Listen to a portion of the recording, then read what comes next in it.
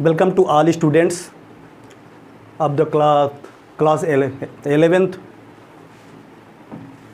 Today we shall study about the biodiversity in the first chapter of the biology. What is the biodiversity? First of all, we think about the biodiversity. Biodiversity means the difference between the organism. You can see around there are many different types of plants, animals, insect, birds, mammals and other group of the organism are showing in the atmosphere. These are different to each other. This condition is called the biodiversity. So all the organism of the earth, सभी जीव, पृथ्वी पर पाए जाने वाले सभी जीव एक दूसरे से डिफरेंट होते हैं, भिन्न होते हैं in the structure, morphological structure, genetically and the habitat and their nature. तो कहने का तात्पर्य है कि इस धरती पर पाए जाने वाले समस्त जीव जंतु एक दूसरे से भिन्न होते हैं. आवास में, हैबिटेट में भिन्न भिन्न जीवों का आवास भिन्न भिन्न होता है. जैसे कुछ जीव जल में निवास करते हैं, कुछ जीव जो होते हैं पहाड़ों पर भी होते हैं, कुछ जीव जो होते हैं मैदानी क्षेत्र में भी होते हैं, कुछ जीव जो होते हैं डेजर्ट कंडीशन में भी होते हैं. तो इस प्रकार से the organism are occurs in the different habitat. These are the difference in the organism.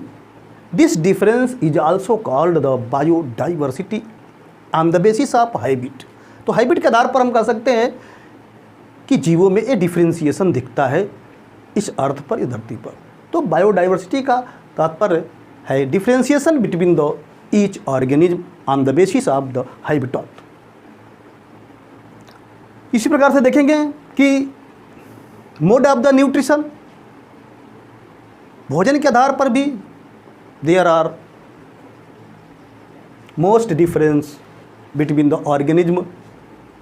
The different organism use the different type of the method of the intake the food and prepare the food. So these are the biodiversity. Morphologically also the organism are the different with each other.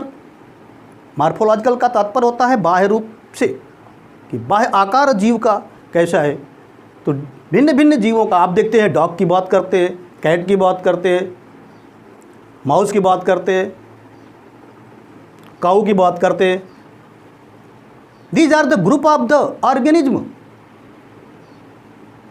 These are different in the morphological structure. तो ये अपने बाह्य आकार के रूप में इनका अंतर होता है, इनमें डिफ्रेंसिएशन होता है, उनके बनावट में, उनके आकार में, उनके संरचना में. तो ये बायोडाइवर्सिटी को डिनोट करता है, प्रदर्शित करता है. तो मॉर्फोलॉजिकल भी डिफ्रेंसिएशन होता है. इसी प्रकार से देखेंगे कि the mode of the body physiology on the basis of the temperature, humidity. तापक्रम के आधार पर भी पौधों में डिफरेंस होता है. बहुत से ऐसे पौधे हैं जो हाई टेम्परेचर में ग्रो करते हैं, बहुत से ऐसे हैं जो लो में करते हैं. तो these are the many difference in the organism that's are called biodiversity. तो इस प्रकार से biodiversity the scientist near about 1.7 to 1.8 million species are discovered on the earth on the basis of biodiversity. तो लगभग धरती पर इतने मिलियंस 1.7 से 1.10 मिलियन तक की स्पीसीज का वैज्ञानिकों को ज्ञान इस धरती पर हो गया है, जिनके बारे में या जिनके बायोडाइवर्सिटी के बारे में साइंटिस्ट को ज्ञान प्राप्त है। यहाँ पर जो अध्ययन करने का तात्पर्य है बायोडाइवर्सिटी की, आप ध्यान देंगे कि जब इतनी अधिक डाइवर्सिटी जीवों पर है तो अगर बायोलॉजिस्ट प्रत्येक जीव के बारे में अध्ययन करना चाहता है तो उसके जीवन में ये थोड़ा असंभव लगता है, क्योंकि डाइवर्सिटी बहुत अधिक धरती पर जीवों में पाई जाती है। तो अगर हम एक कैरेक्टर का अध्ययन एक बार में करते हैं तो हम सभी जीवों के बारे में अध्ययन नहीं कर पाएंगे अपने पूरे लाइफ में। तो वैज्ञानिकों ने, बायोलॉजिस्ट ने आपस में एक विचार करके यह निष्कर्ष निकाला कि हम इन सभी डाइवर्सिटी के आधार पर पहले जीवों की पहचान करते हैं, हम जीवों को पहचानते हैं। आइडेंटिफिकेशन, तो क्लासिफिकेशन की जो हम विचारधारा बनाते हैं कि हम इन जीवों को, धरती पर पाए जाने वाले जीवों को हम एक ग्रुप में डिवाइड करके उनके सिमिलरिटीज़ के आधार पर, उनके डिफरेंशिएशन के आधार पर एक ग्रुपिंग करके, एक समूह में डिवाइड करके हम कम समय में अधिक जीवों का अध्ययन कर सकते हैं। ये वैज्ञानिकों के मन में विचार आया कि हम स्टडी को अधिक सरल बनाने के लिए क्लासिफिकेशन की आवश्यकता पड़ती है। Why is the classification is the necessary. तो classification is the necessary for the easily study of the organism because there are many diversity in the organism. तो उन्होंने इस धरती पर पाए जाने वाली जो स्पीसीज़ है, जो जातियां हैं, हर जीव की जातियां होती है, चाहे वो मेमल्स की जातियां है, चाहे वो डॉग है, कुत्ते की जातियां है, चाहे मछली हैं, मछली की भिन्न भिन्न वैरायटी होती है। तो इन वैरायटियों को हम अलग अलग एक ग्रुप में डिवाइड करके उनका अध्ययन करें तो हम जीव का सरलता से अध्ययन कर सकते हैं। इसलिए क्लासिफिकेशन की विचारधारा साइंटिस्ट या बायोलॉजिस्ट के माइंड में आया। तो इसमें यह सोचा गया कि फर्स्ट ऑफ ऑल हम ऑर्गेनिज्म को डिवाइड कैसे करेंगे, किस बेस पर, on the which basis we can divide in different group of the organism. हम किस आधार पर जीवों को अलग अलग ग्रुप में डिवाइड करेंगे। तो वहाँ पर सबसे पहले बताया गया कि हम पहले ऑर्गेनिज्म की पहचान करते हैं, जिसे कहते हैं आइडेंटिफिकेशन।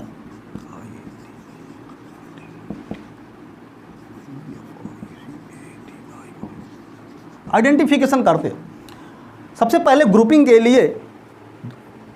करने के लिए, क्लासीफाई करने के लिए जीवों को फर्स्ट ऑफ ऑल हमें आवश्यकता पड़ता है आइडेंटिफिकेशन की। हर जीव का आइडेंटिफिकेशन हमें पता हो। आइडेंटिफिकेशन का तात्पर्य है description of the organism, plants और एनिमल। तो इसमें हमको सबसे पहले पहचान होना चाहिए कि what is the character of the any organism, what is the character of the any plants. जब तक हमको उसके कैरेक्टर का डिस्क्रिप्शन नहीं पता होगा फिर हम उसकी क्लासिफिकेशन नहीं कर पाएंगे। So the identification is a unit, basic unit of the classification. तो व्हाट इज द आइडेंटिफिकेशन, अगर क्वेश्चन होता है कि व्हाट इज द आइडेंटिफिकेशन, इसका मतलब क्या होता है आइडेंटिफिकेशन का, कि उसमें हम प्लांट्स या एनिमल के बारे में उसके कैरेक्टर का वर्णन करते हैं, कैरेक्टर के बारे में जानते हैं, तो उसे हम आइडेंटिफिकेशन कहते हैं। जैसे मान लीजिए कि कोई प्लांट है और प्लांट पर मान लीजिए कि कोई फ्लावर लगा हुआ है, तो अगर इस प्लांट पर कोई फ्लावर लगा है, कोई कह देता है कि यह फ्लावर किस प्लांट का है, तो हमें सबसे पहले इसका आइडेंटिफिकेशन पता होना चाहिए कि यह कैरेक्टर किस पौधे का है। जब यह कैरेक्टर हमको उस प्लांट का मालूम होगा तो उसका नाम बता सकते हैं कि इस प्रकार का लक्षण इस प्लांट में है, इस पौधे में है। तो सबसे पहले आइडेंटिफिकेशन की चर्चा करना पड़ता है। आइडेंटिफिकेशन के पश्चात जो होता है हमें नॉमेनक्लेचर की आवश्यकता पड़ती है। ऑर्गेनिज्म को ग्रुपिंग करने के लिए, क्लासीफाई करने के लिए फर्स्ट ऑफ ऑल उसका आइडेंटिफिकेशन, हम उसके कैरेक्टर जाने, पहले उसके लक्षण जाने, उसकी पहचान करें। फिर इसके पश्चात जो होता है नेमिंग की आवश्यकता होती है, नॉमेनक्लेचर।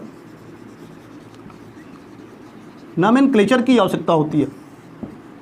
भाई मेरे जीव को अगर हमको एक ग्रुप में डिवाइड करना है तो नॉमेनक्लेचर, उसका नाम। अब चूंकि यहाँ पर जो ऑर्गेनिज्म है डिफरेंट टाइप का, तो एक प्रॉब्लम है कि हर लोकल एरिया में हर प्लांट का, हर एनिमल का एक अपना अलग नाम है, क्योंकि अर्थ पर डिफरेंट टाइप की लैंग्वेज है, डिफरेंट टाइप के जो है कल्चर्स हैं। तो इसलिए जो प्लांट जिस एटमॉस्फेयर में होता है वह वहाँ की भाषा में, वहाँ के लोकल लैंग्वेज में जाना जाता है। इसलिए ग्रुपिंग करने में प्रॉब्लम्स होती है। इसलिए वैज्ञानिकों के दिमाग में ये बात आई, बायोलॉजिस्ट के ब्रेन में यह थिंक आया कि अगर एक जीव का एक नाम होना चाहिए। For the classification the one organism have only one name on the whole earth, यानी एक जीव का इस धरती पर एक नाम होना चाहिए, तब तो उसका जो है ग्रुपिंग या क्लासिफिकेशन जो है किया जा सकता है। क्योंकि आइडेंटिफाई करने में, उसकी नेमिंग करने में जो है प्रॉब्लम उत्पन्न होती है। अब नॉमेनक्लेचर के लिए बात जब कहा गया तो इसमें जो साइंटिस्ट कैरोलस लीनियस की बात करते हैं, कैरोलस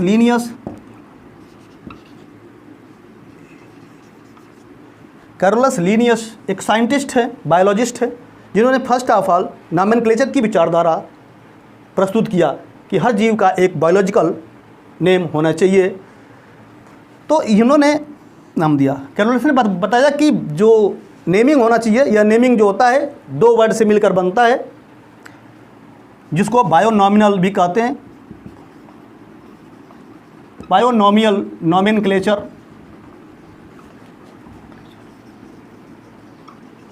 बायोनॉमियल नॉमेनक्लेचर शब्द कहा गया, तो लीनियस ने बायोनॉमियल नॉमेनक्लेचर की पद्धति को डेवलप किया। उन्होंने बताया कि किसी भी जीव का नाम जो है दो शब्दों से मिलकर बन सकता है, उसमें दो शब्द होते हैं। यहाँ पर एक रूल दिया गया है, रूल ऑफ नॉमेनक्लेचर।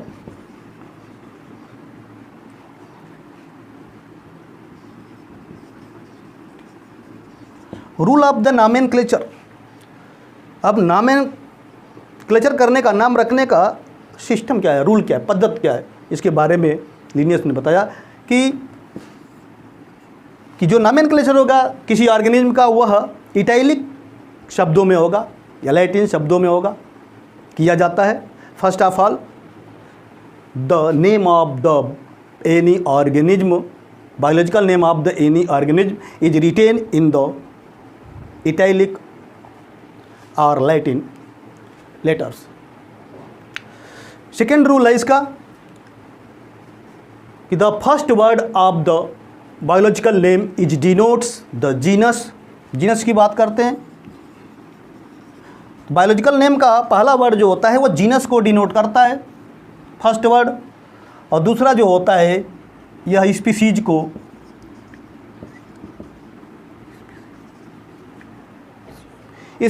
शो करता है। तो किसी भी जीव का नॉमेनक्लेचर करते समय, बायोनॉमियल नॉमेनक्लेचर बनाते समय दो वर्डों का प्रयोग किया जाता है, जिसमें फर्स्ट वर्ड जो होता है उसके जीनस का होता है और दूसरा जो नेम होता है उसके स्पीसीज का होता है। इसको जेनेरिक नेम भी कहते हैं, इसको स्पेसिफिक एपिथेट भी कहते हैं। तो आप रूल में समझ गए होंगे कि नेमिंग के रूल फर्स्ट है कि the biological name is written in the italic और जो है लैटिन वर्ड्स। दूसरा सिस्टम है कि the first word of the biological name is denotes the genus of the organism and the second name denotes the species of the organism. First name is also called the generic name और second is called the specific epithet. तो इस प्रकार से हम किसी जीव का वैज्ञानिक नाम इस तरह से बना सकते हैं। तीसरा रूल इसका है कि first name is written in the capital letter. Biological name में जो फर्स्ट वर्ड है is written always in the capital letter and the second word is written in the small letter. तो साइंटिस्ट नेम, इसको scientific name भी कह सकते हैं, biological name भी कह सकते हैं। तो बायोलॉजिकल नेम या साइंटिफिक नेम एक ऑर्गेनिज्म का पूरे वर्ल्ड में सेम होता है, एक होता है। एग्जाम्पल के तौर पर जैसे मनुष्य का वैज्ञानिक नाम होमो सेपियंस है,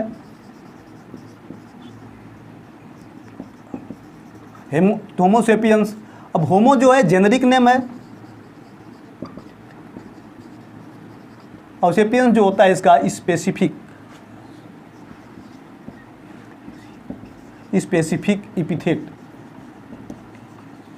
इपिथेट। तो इस प्रकार से हम बायोलॉजिकल नेम, मनुष्य का जो है बायोलॉजिकल नेम होमो सेपियंस होता है। होमो उसका जेनेरिक नेम है और स्पेसियन जो है इसको जो है सेपियंस जो है इसका स्पेसिफिक एपिथेट के रूप में जाना जाता है। इसी प्रकार से जो होता है पैंथेरा लियो भी एलाइन का जो है नेम है। तो इस प्रकार से हर जीवों का वैज्ञानिक नाम, जैसे मेढक का वैज्ञानिक नाम है राना टिग्रीना।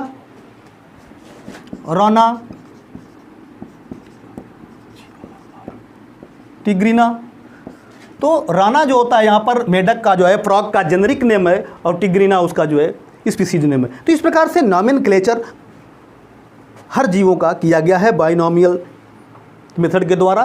कैरोलस लीनियस ने इस पद्धति को डेवलप किया, इसलिए हम कहते हैं कि द्विव नाम पद्धति के जन्मदाता के रूप में जाना जाता है कैरोलस लीनियस को। कैरोलस लीनियस एक बायोलॉजिस्ट हैं जिन्होंने नेमिंग के बारे में बताया। तो इस प्रकार से आइडेंटिफिकेशन और नेमिंग करने के बाद तब जो है हम उसको जीवों को अलग अलग ग्रुप में डिवाइड करते हैं या उनका क्लासिफिकेशन करते हैं, वर्णन करते हैं। इस प्रकार से अब यहाँ पर होता है कि क्लासिफिकेशन की बात करते हैं और सिस्टमेटिक्स और टेक्सोनॉमी, ये तीन वर्ड है इसमें, क्लासिफिकेशन, सिस्टमेटिक्स एंड टेक्सोनॉमी। तीनों की परिभाषा क्या होगी वो क्लियर होना चाहिए कि जो क्लासिफिकेशन में ये तीन वर्डों का प्रयोग होता है। अब यहाँ पर देखेंगे कि जो धरती पर, जो अर्थ पर जो ऑर्गेनिज्म है डिफरेंट टाइप का, इनको हम स्पीसीज बोलते हैं। यह स्पीसीज का ग्रुप होता है जो एक दूसरे से डिफरेंस होते हैं। अब इन स्पीसीज को हम अलग अलग ग्रुपों में डिवाइड करते हैं उनके कैरेक्टर के आधार पर। तो क्लासिफिकेशन का मतलब होता है कि classification is a process of arrangement of the organism in different group और सब group on the basis of the similarities.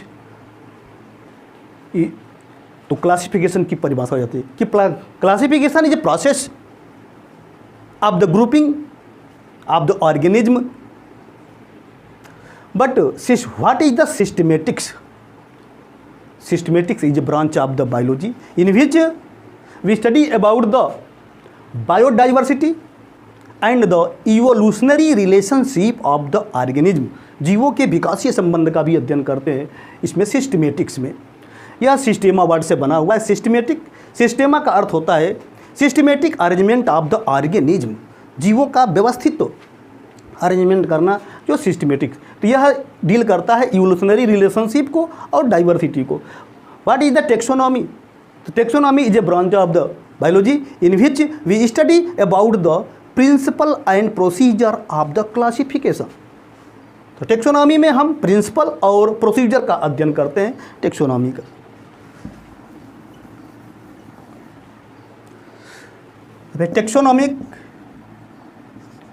Taxonomic category, taxonomic categories की बात करते हैं। अब यहाँ पर category denote to the rank of the organism. यहाँ पर रैंक की बात करते हैं, इसे होता है किंगडम की बात करते हैं। जब जीवों को हम डिवाइड करते हैं ग्रुप में तो यहाँ पर किंगडम होता है। फिर फाइलम आता है, फाइलम में डिवाइड करते हैं। उसके बाद फिर हम क्लास में करते हैं।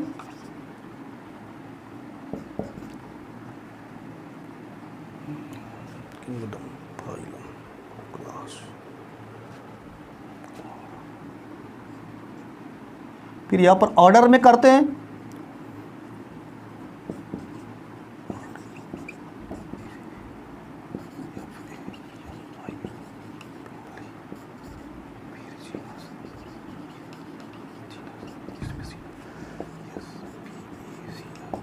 और स्पीशीज में करते हैं। तो हम ऑर्गेनिज्म को जब क्लासीफाई करते हैं तो उसकी कैटेगरी में, तो these are steps are also called the rank of the organism.